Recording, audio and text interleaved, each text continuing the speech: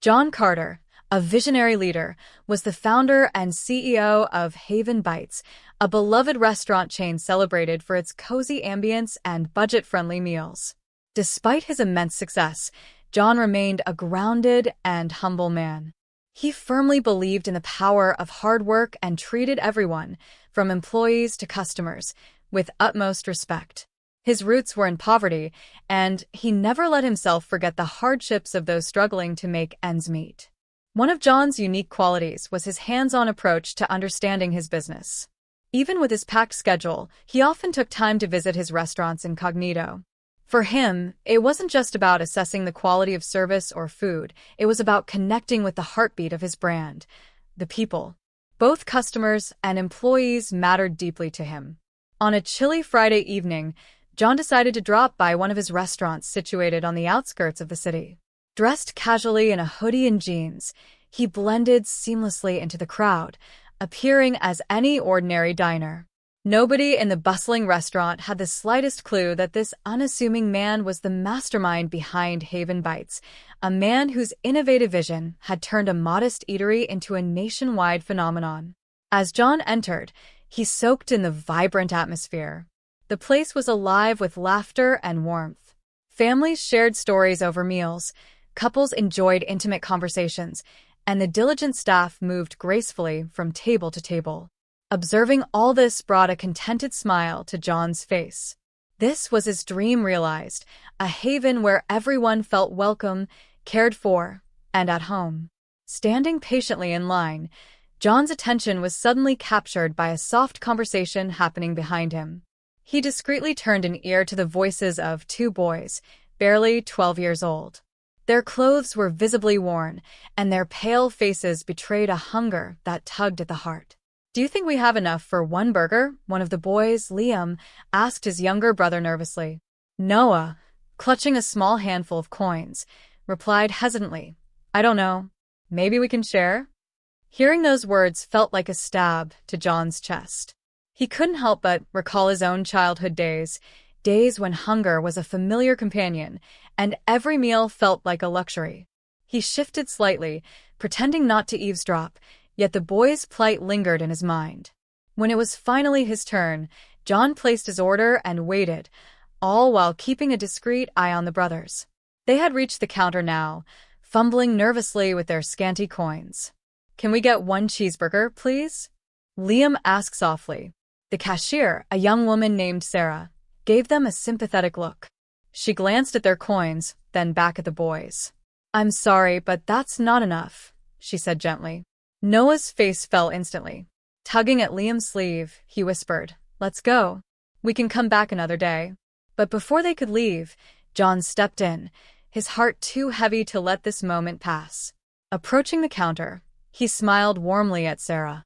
"Add 2 meals to my order," he said firmly. "Make sure these boys get whatever they want." Liam's eyes widened in shock. "Mister, you don't have to." "It's no trouble at all," John interrupted kindly. "Everyone deserves a good meal, no exceptions." After some hesitation, the boys nodded, their faces lighting up with gratitude. Sarah quickly prepared their meals, ensuring they had everything they needed. Watching them settle into a corner table, eating as though they hadn't seen food in days, filled John with an indescribable sense of fulfillment. As John quietly enjoyed his own meal, he couldn't help but keep an eye on the boys. Their presence brought back vivid memories of his own struggles as a child. Once they had finished eating, Liam approached John timidly. "Thank you, sir," he said softly. We haven't had a proper meal in a while." John's voice softened as he asked, "Where are your parents?" Here's the paraphrased, expanded, and emotionally enhanced version of your continuation. "Mom passed away last year," Liam finally admitted after a pause, his voice wavering with emotion. "And Dad, he's trying his best, but he lost his job. It's been really hard." John felt a lump rise in his throat, his heart heavy with empathy. He understood the crushing weight of loss and the uncertainty that came with it. Memories of his own struggles as a child came flooding back, and he couldn't help but feel a deep connection to these boys. "Do you come here often?" he asked gently, trying to lighten the mood. Liam shook his head. "No," he admitted softly. "We usually just walk by and look inside. It's our favorite place," but he trailed off, lowering his gaze in embarrassment. John's heart ached as he reached into his wallet, pulling out a small card. Handing it to Liam, he said with a warm smile, "Take this. Come here whenever you're hungry. Show this card, and they'll make sure you're taken care of, no questions asked." Liam's eyes brimmed with tears. Why are you being so kind to us?" he asked, his voice trembling with gratitude. John smiled gently, his gaze steady and filled with warmth. "Because, once upon a time, someone did the same for me," he said simply. The next day, John called an urgent meeting with his restaurant staff. He asked Sarah about Liam and Noah and learned that the boys lived in a nearby, rundown neighborhood. Moved by their story, John decided to visit the community himself. What he saw left him shaken. Families were struggling just to survive, children played barefoot with torn clothes, and adults wore weary expressions as they searched desperately for work. The sight stirred something deep within John. He couldn't just walk away. He needed to act.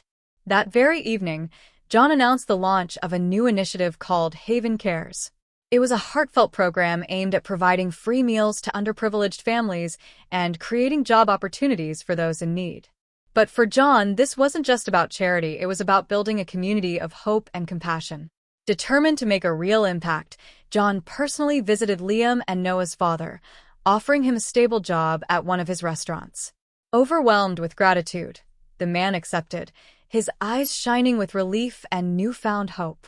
A week later, the restaurant hosted a grand event to introduce the Haven Cares program.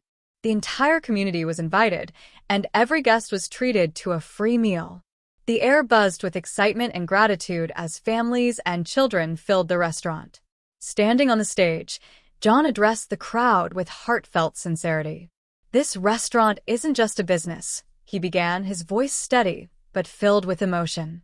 "It's a place where everyone should feel safe, cared for, and valued. I know what it's like to struggle, to wonder if things will ever get better. But I also know that a little kindness can go a long way. Together, we can change lives." The audience erupted in applause, the sound echoing with joy and hope.